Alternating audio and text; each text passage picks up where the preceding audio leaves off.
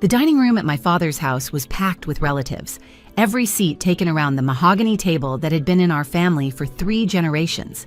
The Easter centerpiece, a ceramic lamb surrounded by pastel eggs and white lilies, sat between platters of honey-glazed ham and bowls of steaming vegetables. My stepmother Judith stood at her place near the head of the table, her perfectly manicured fingers clutching the pearl necklace she wore every Sunday, twisting it the way she always did when she was about to deliver what she considered a righteous judgment. "Even Jesus wouldn't forgive what she's done to this family," Judith declared, her voice carrying that special tone of condemnation wrapped in false concern that she'd perfected over the years. The words hung in the air like a challenge, and I watched as heads around the table nodded in agreement. My Aunt Francine pursed her lips and shook her head slowly, while Uncle Morton stared at his plate. My cousin Deanna leaned forward, eager for more drama to unfold. My half-brother Preston pushed back in his chair, that familiar smirk spreading across his face as he added his own poison to the mix. Dad's life was definitely better before she came back into it, more peaceful, more stable. Now look at him, sick all the time, stressed beyond belief. He gestured toward my father, who sat quietly at the head of the table, his face pale and drawn, his hands trembling slightly as he reached for his water glass. I sat there in my assigned seat, the one furthest from my father, carefully cutting my daughter Hazel's ham into small, manageable pieces. The knife moved steadily through the meat while inside my chest, my heart pounded with the effort of keeping silent. I'd promised myself I wouldn't react, wouldn't give them the satisfaction of seeing me break. Not today, not at Easter dinner, not in front of my daughter.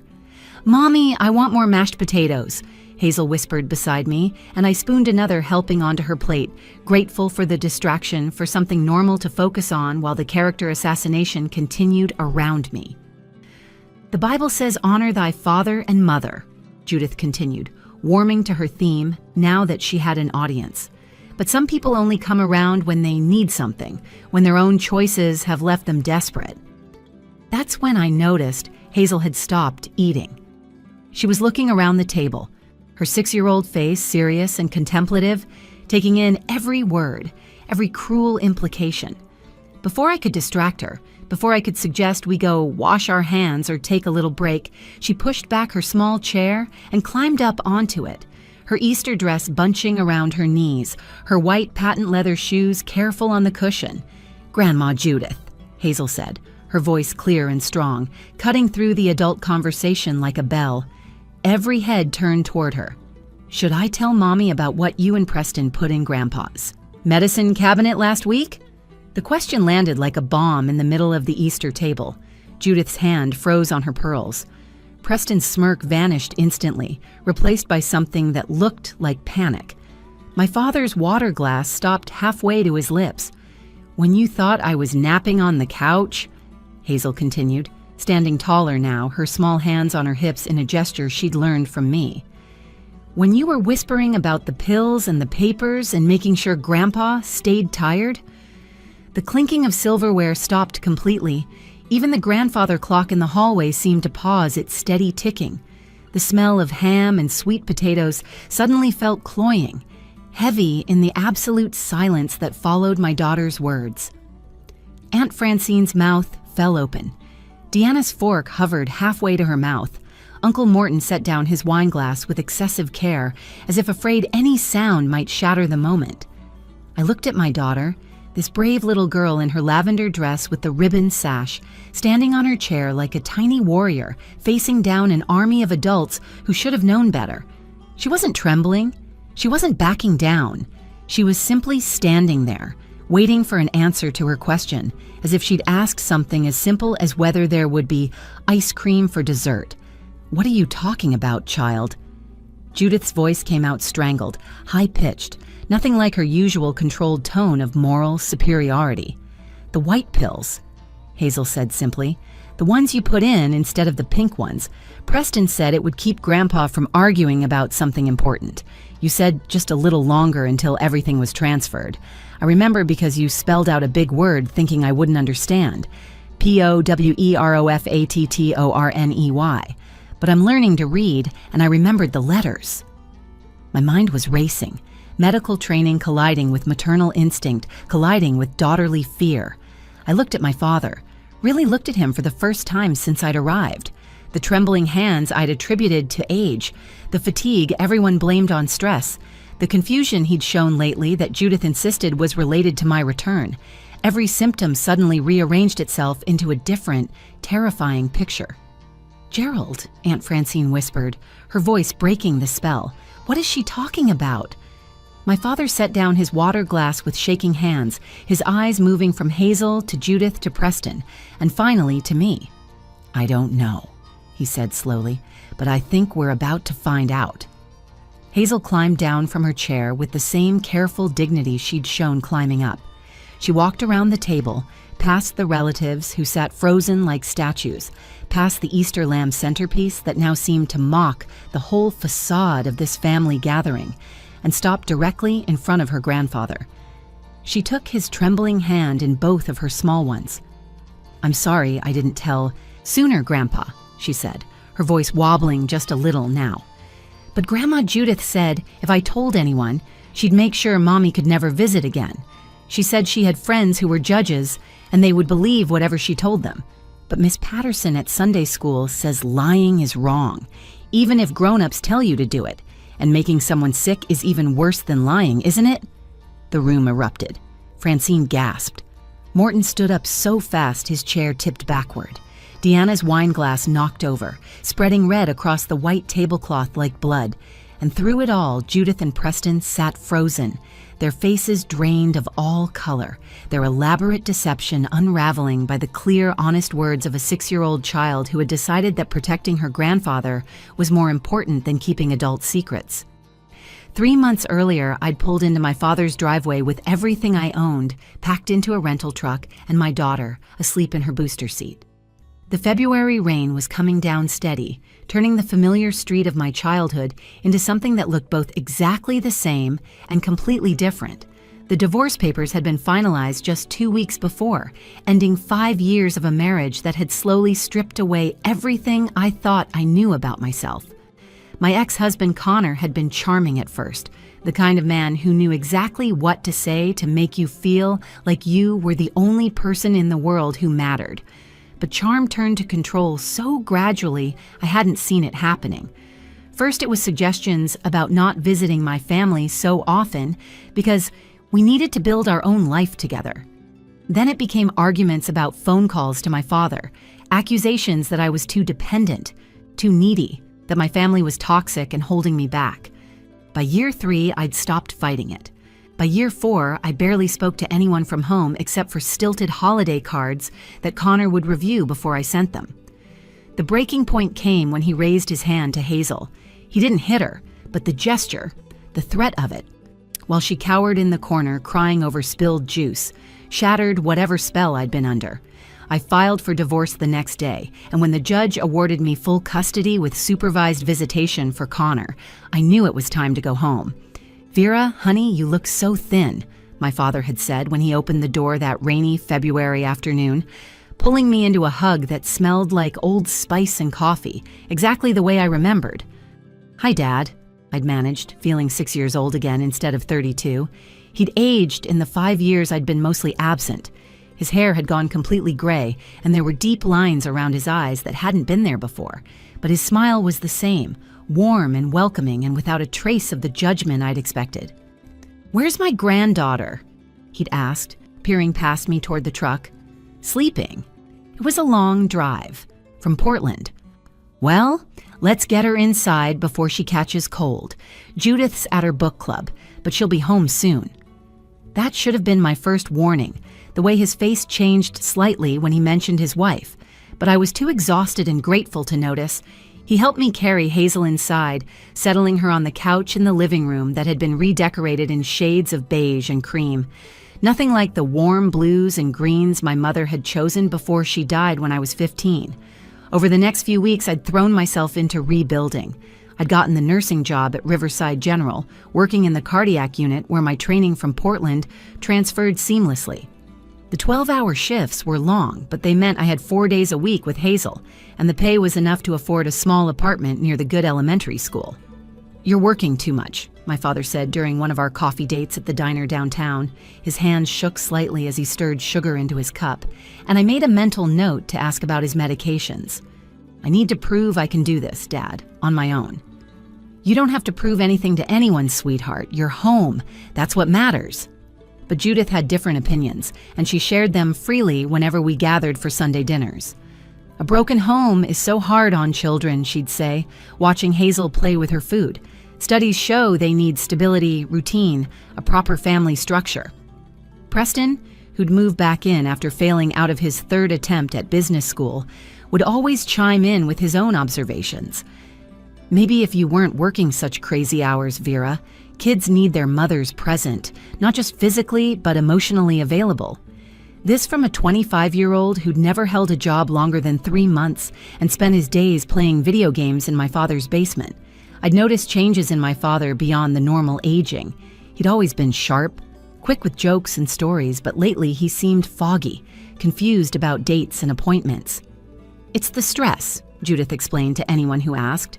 Having Vera back, all the drama with her situation, it's taking a toll on poor Gerald. She'd positioned herself as the long-suffering wife, caring for an increasingly frail husband while dealing with his problem daughter who'd returned home in disgrace. At church, at the grocery store, at family gatherings, she painted a picture of dysfunction that I was too exhausted and overwhelmed to counter. The week before Easter, everything had accelerated. Dad had collapsed in the garden, his heart rhythm erratic, his blood pressure dangerously low. The hospital had kept him for 3 days, running test after test, finding nothing conclusive except that his medications seemed to be interacting strangely. Sometimes these things happen with age, Dr. Rodriguez had said, but she'd pulled me aside afterward. Your father's symptoms are unusual. Has there been any change in his routine? New supplements? Different pharmacy? I don't know, I'd admitted. Judith manages his medications. The doctor had frowned but said nothing more. Looking back, I should have pushed harder, should have asked more questions. But I was trying so hard to not be the difficult daughter, the one who caused problems, the one who'd already failed at so much. Easter dinner was supposed to be a fresh start, a chance to show everyone that I was grateful to be home, that I could be part of the family again without causing chaos. I'd arrived early to help cook, bringing Hazel in her new dress, the one my father had secretly bought her on their last grandfather-granddaughter date. I'd smiled through Judith's passive-aggressive comments about my cooking. I'd ignored Preston's snide remarks about single mothers. I'd been determined to make it through one family meal without drama. I should have known better. Some secrets are too poisonous to stay buried, and sometimes it takes the innocence of a child to reveal just how deep the rot goes. Easter dinner was supposed to be perfect. I'd arrived at noon, 3 hours early, determined to help with every preparation and prove I could be a positive part of this family again. The April sun streamed through the kitchen windows as I peeled potatoes, the familiar rhythm of the work soothing my nerves, while Hazel sat at the breakfast nook coloring pictures for everyone's place settings. Those carrots need to be cut smaller, Judith said, hovering behind me. Gerald's digestion isn't what it used to be. We have to be careful about everything he eats now. Of course, I said, rechopping carrots that were already perfectly fine. How has he been feeling this week? Oh, you know, good days and bad days. The doctor adjusted his medications again. Preston's been wonderful about organizing all his pills. Such a devoted son. Preston walked in then, yawning despite it being past noon. Is there coffee? In the pot, dear, Judith cooed. Did you remember to give Gerald his morning medications? Yeah, all done, he said, pouring coffee and leaving his dirty spoon on the counter I'd just cleaned. Hey, Vera, heard you had to work late 3 times this week. Must be hard on Hazel. I had one emergency surgery that ran over, I corrected. Hazel was with Dad. They had a movie night. Still, children need consistency, he said, echoing his mother's favorite refrain. That's why I make sure I'm always here for Gerald, someone he can count on. By the time relatives started arriving at 3, the tension in the house was already thick. Aunt Francine swept in with her famous green bean casserole and immediately started her inspection. Vera, you look tired, dear. Are you taking care of yourself? And Hazel, sweetie, that's a pretty dress, though it seems a bit fancy for a child, doesn't it? Uncle Morton gave me a sympathetic pat on the shoulder, but said nothing, as usual. Cousin. Deanna arrived last, armed with wine and an eager expression that meant she was ready for whatever family drama might unfold. We gathered in the living room for appetizers, and that's when the real performance began. Judith held court from her chair near the fireplace, managing to work my divorce into every conversation topic. When Francine mentioned her church's new pastor, Judith sighed about broken marriage vows. When Morton talked about his retirement plans, she commented on the importance of stability for children. When Deanna shared news about her promotion, Judith praised her for focusing on career, unlike some people who throw away their opportunities. "How's Gerald doing?" Francine asked, and suddenly the room's attention shifted to my father, who sat quietly in his recliner, looking smaller than I'd ever seen him. "It's been challenging," Judith said, placing a protective hand on his shoulder. "The stress of recent changes has really affected his health. The doctor says emotional upheaval can be devastating at his age." "I've been sick for months," my father said quietly, "before Vera came home." "Yes, dear, but it's gotten so much worse," Judith corrected smoothly. "Preston and I have been managing everything, haven't we? Making sure you take your medications, rest properly, avoid stress." "Speaking of which," Preston added, "Dad, you should probably skip the ham tonight." "Your stomach was upset yesterday, remember?" My father looked confused. "Was it? I don't remember." "Of course it was," Judith said firmly. "You're forgetting things more often lately. The doctor said that's normal with your condition." "What condition?" I asked, my nursing instincts finally overriding my desire to keep peace. "What exactly has the doctor diagnosed?" "Oh, various things," Judith waved dismissively. "Heart problems, blood pressure issues, some cognitive decline. It's all very complicated. Medical professionals like you probably see it all the time in elderly patients." "Dad's only 68, I said. "Yes, well, some people age faster than others, especially when they've had difficult lives," she responded, the implication clear. When we moved to the dining room for dinner, Judith orchestrated the seating so I was at the far end, separated from my father by the entire length of the table.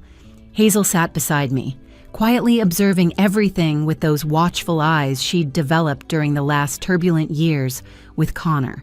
The prayer before dinner was pointed, Judith thanking God for family members who stay faithful and present, and asking for forgiveness for those who stray from righteousness. The amens around the table were subdued, uncomfortable, but no one challenged her. As plates were passed and wine was poured, Aunt Francine launched into her prepared speech about the sanctity of marriage. "I just don't understand this generation," she said, not looking at me directly, but ensuring everyone knew who she meant. "In my day, we understood commitment. We didn't just leave when things got difficult." "Sometimes leaving is necessary for safety," I said quietly, thinking of Connor's raised hand, of Hazel's tears. "Safety?" Judith's voice rose. Was it safe to drag a child away from her father? Was it safe to disrupt her entire life because you couldn't make your marriage work? "You don't know the situation," I started, but she cut me off. "I know enough. I know you abandoned this family for 5 years. I know Gerald spent countless nights wondering what he'd done wrong to drive you away. I know you only came back when you had nowhere else to go." "That's not true," my father said weakly, but Judith patted his hand dismissively. "Don't upset yourself, dear. Your heart can't take it." His heart was fine until recently, I observed, watching the interplay between Judith and Preston, the way they kept exchanging glances. "How would you know?" Preston challenged. "You weren't here. Mom and I have been managing his care for months, making sure he takes the right pills at the right times, monitoring his symptoms, keeping him calm and stable." "Yes," Judith added, her voice taking on that sanctimonious tone again. "Even Jesus wouldn't forgive what she's done to this family." The words hung in the air like a curse.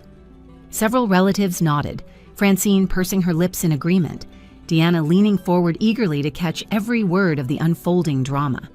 "Dad's life was definitely better without her," Preston added, his smirk firmly in place.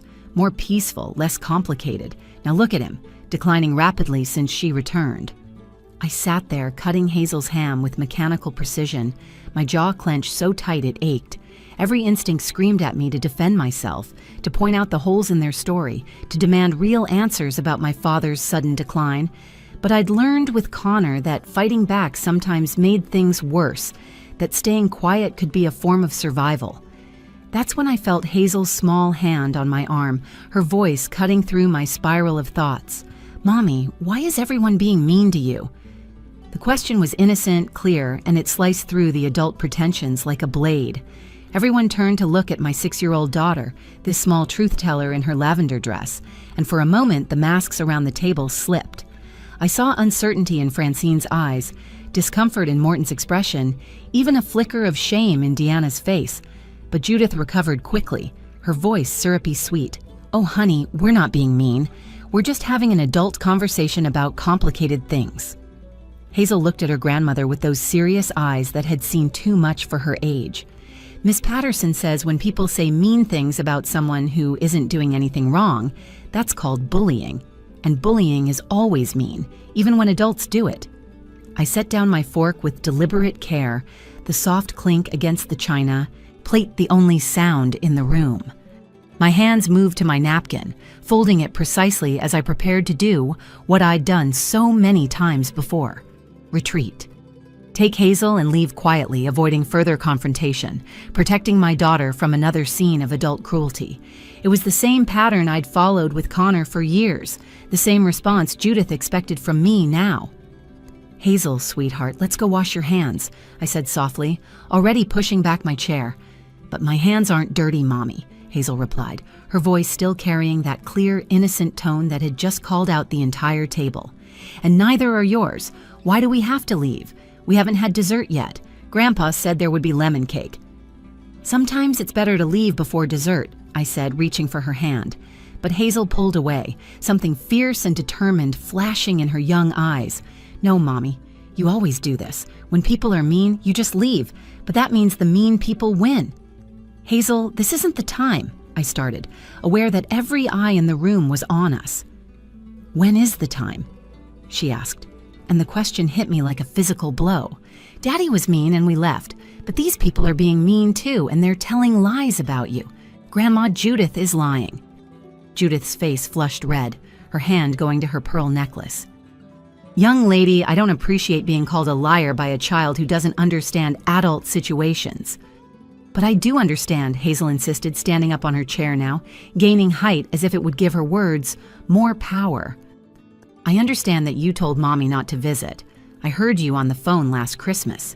You said if she came for the holidays, you'd make sure she felt so unwelcome she'd never come back. That's ridiculous," Judith sputtered. But I saw Preston shift uncomfortably in his seat. "And I understand that you told people at church that Mommy was a bad mother," Hazel continued, her voice gaining strength. "Mrs. Henderson told Mommy at the grocery store. She said you told everyone at Bible study that Mommy abandoned Grandpa and that she was raising me without proper values." "Hazel, please sit down," I said, but my voice lacked conviction. Part of me, the part I'd buried under years of Connor's manipulation and Judith's passive aggression, wanted to hear what else my daughter had observed. "No, Mommy, they need to know the truth." Hazel turned to face the table full of relatives. "Grandma Judith doesn't want Mommy here. She never did. She told Preston that once Mommy was completely out of the picture, everything would be easier." "The child is making things up," Preston said, but his usual smirk was gone, replaced by something that looked like worry. "I don't make things up," Hazel said firmly. "Miss Patterson at Sunday school says lying is a sin, and keeping bad secrets is like lying too." My father, who had been silent through this exchange, suddenly spoke up. "What secrets? Sweetheart? What bad secrets?" Hazel turned to look at her grandfather, and I saw her small shoulders straighten with resolve. "The secret about your medicine, Grandpa, about what they did to your pills." The temperature in the room seemed to drop 10 degrees. Judith went rigid in her chair. Preston's hand knocked over his wine glass, red liquid spreading across the white tablecloth. "What about my medicine?" my father asked, his voice stronger than it had been all evening. "Should I tell Mommy?" Hazel asked me directly, even though Grandma Judith said she'd make sure you couldn't see us anymore if I did? The threat hit me like ice water. I looked at Judith, really looked at her, and saw not the concerned stepmother she pretended to be, but someone capable of using a 6-year-old child to maintain her deceptions. My nursing instincts, my maternal rage, and my long suppressed backbone all collided in that moment. "Yes, baby," I said, my voice steady and clear. "Tell us everything. No more secrets." Hazel nodded solemnly. "Last Tuesday, when Mommy had to work late for the emergency surgery, I stayed here with Grandpa. He let me watch cartoons and made me mac and cheese. But I fell asleep on the couch, and when I woke up, Grandma Judith and Preston were in the kitchen. They didn't know I was awake." "This is absurd." Judith started to stand, but Francine, of all people, spoke up. "Let the child speak," she said, her voice sharp. "If she's lying, we'll know soon enough." Hazel continued, her words careful and precise, the way she recited her spelling words for school. "Preston had Grandpa's pill organizer, the one with the days of the week on it.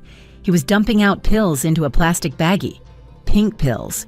Grandma Judith gave him different pills from a bottle in her purse. White ones. Those were vitamins," Preston said quickly. "Dad's doctor recommended vitamins." "No," Hazel said simply, "because Grandma Judith said, 'These will keep him docile for the lawyer meeting.'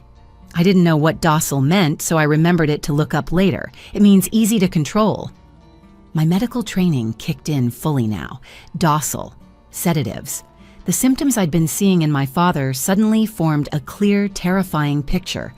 The confusion, the weakness, the irregular heartbeat that mysteriously appeared and disappeared. "And then Preston said something about power of attorney," Hazel continued. "He spelled it out, thinking I couldn't understand. POWEROFATTORNEY. He said once they had it, they could move the money before anyone noticed Grandpa was getting worse." "That's enough," Judith shrieked, standing so fast her chair tipped backward. "I won't sit here and be accused by a child with an overactive imagination." "Then you won't mind if we check Dad's medication right now," I said, standing as well. "I'm a cardiac nurse. I know what his pills should look like. If Hazel's wrong, we can all apologize and move on." "You have no right," Preston started, but my father's voice cut through everything. "Vera, go check my pills. Now." His voice was firm, commanding, more like the father I remembered from before his mysterious illness. "The bottle with the blue cap, my heart medication. Check it now." I moved toward the stairs, but Preston stepped in my way. "This is ridiculous. You can't just believe a kid's fantasy." "Move," I said, my voice low and dangerous, channeling every moment of strength I'd had to find to leave Connor, to rebuild my life, to protect my daughter. Or I call 911 right now and let the police sort it out. Morton stood up then, all 6 feet of him, usually silent but now imposing. "Preston, step aside. Let her check." Preston looked to his mother, but Judith was backing toward the door, her face a mask of barely controlled panic. "This is insane. We're leaving." "No," Francine said, moving to block the dining room exit. "You're not going anywhere until we know the truth." I pushed past Preston and ran up the stairs, my heart pounding with a mix of fear and vindication. In my father's bathroom, I found his medication organizer. With shaking hands, I opened Thursday's compartment. The pills that should have been pink were white. Friday's compartment, the same. Saturday, Sunday, all white pills where pink ones should be. I grabbed the bottle with the blue cap, examining the pills inside under the bathroom light. My worst fears were confirmed. These weren't his prescribed heart medication. They looked like high-dose sedatives, the kind that, mixed with actual heart medication, would cause exactly the symptoms my father had been experiencing. I pulled out my phone, taking pictures of everything before carefully placing several pills in a tissue. Evidence. We would need evidence. When I returned to the dining room, the scene was frozen in a tableau of tension. Judith and Preston were still trying to edge toward the door. My father sat rigid in his chair. The relatives were scattered between disbelief and dawning horror. And in the center of it all, my 6-year-old daughter stood on her chair like a tiny guardian angel, having chosen truth over threats, courage over comfort. "These aren't your heart pills, Dad," I said, holding up the bottle. "These are sedatives, strong ones. Mixed with your actual medication, they would cause confusion, weakness, and heart irregularities. Exactly what you've been experiencing." The room erupted, but I kept my focus on my father, whose face had gone from pale to ashen. "We need to get you to the hospital, now, and then we're calling the police." The silence that followed my announcement lasted exactly 3 seconds before Judith's carefully constructed facade shattered completely. She lunged toward the table, grabbing for the pill bottle in my hand, her perfectly manicured nails scratching across my wrist as I pulled it away. "Those are his prescribed medications," she screamed, her voice high and desperate. "You don't know what you're talking about. You've been gone for 5 years." "I'm a cardiac nurse," I said, holding the bottle high above her reach. "I know exactly what digoxin looks like, and these aren't digoxin pills. These are benzodiazepines, sedatives that, when mixed with heart medication, can cause exactly the symptoms Dad's been having." Preston made a move toward me, but Morton stepped between us, his usually passive demeanor replaced with protective anger. "Don't even think about it, boy." "Dad, we need to call 911 now," I said, already pulling out my phone with my free hand. "You need to be evaluated immediately. The interaction between these drugs and your actual medication could cause serious damage." "This is ridiculous," Judith shrieked, spinning toward my father. "Gerald, you can't believe this. I'm your wife. I've taken care of you." My father stood slowly, his hand gripping the edge of the table for support. When he looked at Judith, his eyes were clear for the first time in months. "You told me Vera didn't want to see me. You said she was too ashamed to visit. You deleted her emails, didn't you?" "I was protecting you," Judith claimed, tears streaming down her face, but they looked more like tears of rage than sorrow. "She abandoned you. She chose that man over her family." "No," Hazel said, still standing on her chair, her small voice cutting through the chaos. "Mommy sent letters. I helped her write them. She drew pictures for Grandpa every week, but you sent them back. I saw them in the mailbox, with return to sender written on them in your handwriting." Deanna had her phone out, recording everything. "I'm getting all of this," she announced. "Every word." "Turn that off," Preston shouted, but Francine stepped beside her daughter. "Keep recording," she commanded. "We'll need evidence." I was already on the phone with 911, my professional voice taking over. "We need an ambulance and police at 447 Maple Street. Possible medication tampering and elder abuse. The victim is a 68-year-old male who's been given unauthorized sedatives mixed with cardiac medication." "She's lying!" Judith screamed. "Preston, tell them she's lying." But Preston had gone silent, his face gray as he sank into his chair. He knew they were caught. The game was over. "Grandpa, there's more," Hazel said, climbing down from her chair and walking to my father. "They were talking about your will. Grandma Judith said once they had the power of attorney thing, they could change everything before you got better. Only you weren't supposed to get better." "What do you mean, sweetheart?" my father asked, kneeling down to her level despite his weakness. "Preston said the doses would keep increasing until you either signed everything or—" Hazel paused, looking at me uncertainly. "Tell him, baby," I encouraged, my hand on her shoulder. "Or until you died," she finished quietly. "He said it would look natural because of your heart problems. Nobody would question it." Francine gasped, her hand flying to her mouth. Morton cursed under his breath, something I'd never heard him do in 20 years. Even Deanna stopped recording for a moment, too shocked to continue. "You were killing him," I said, the full weight of the realization hitting me. "You were slowly murdering my father for his money." "We weren't," Judith protested, but her denial was weak, desperate. "We were just managing his health. He's old, confused." "I'm neither," my father said, his voice stronger now, fueled by rage. "But I have been drugged, apparently. How long, Judith? How long have you been poisoning me?" "Since January," Hazel answered when neither Judith nor Preston spoke. "I heard them talking about it at New Year's. They said 3 months should be enough to get everything transferred without raising suspicions." The sirens were getting closer now, and Judith made one last desperate attempt at control. "Gerald, please, we can work this out privately. Think of the scandal. Think of what people will say." "I'm thinking of what almost happened," he replied coldly. "I'm thinking of how I almost died believing my daughter abandoned me, when really my wife was trying to steal everything I built to leave to my children." The paramedics arrived first, immediately beginning their assessment of my father. I handed over the pills, explaining the situation in medical terms while they checked his vitals. His blood pressure was erratic, his heart rate inconsistent, all symptoms that aligned with benzodiazepine interaction with cardiac medication. The police arrived minutes later, 2 officers who listened to the story with growing alarm. When Hazel repeated what she'd witnessed, one officer immediately called for a detective. "We'll need to take these medications as evidence," the officer said, carefully bagging the pills, "and we'll need statements from everyone here." "This is entrapment," Judith screamed. "That child was coached." Vera put her up to this. "Ma'am, we'll investigate all possibilities," the officer said calmly. "But right now, we need you and your son to come with us for questioning." "I want a lawyer," Preston said immediately. "That's your right," the officer replied, "but you'll need to come with us either way." As they led Judith and Preston out in handcuffs, Judith turned back one last time. "Your mother would be ashamed of you, Vera. Destroying a family like this." "My mother would be proud that I protected my father," I shot back, "and she would be disgusted by what you tried to do to him." The paramedics insisted on taking my father to the hospital for observation and to flush the unauthorized medications from his system. As they loaded him onto the gurney, he reached for my hand. "I'm so sorry, sweetheart," he said, tears in his eyes. "I should have known. I should have trusted you. We'll talk about it later, Dad. Right now, let's just get you better." Hazel tugged on his other hand.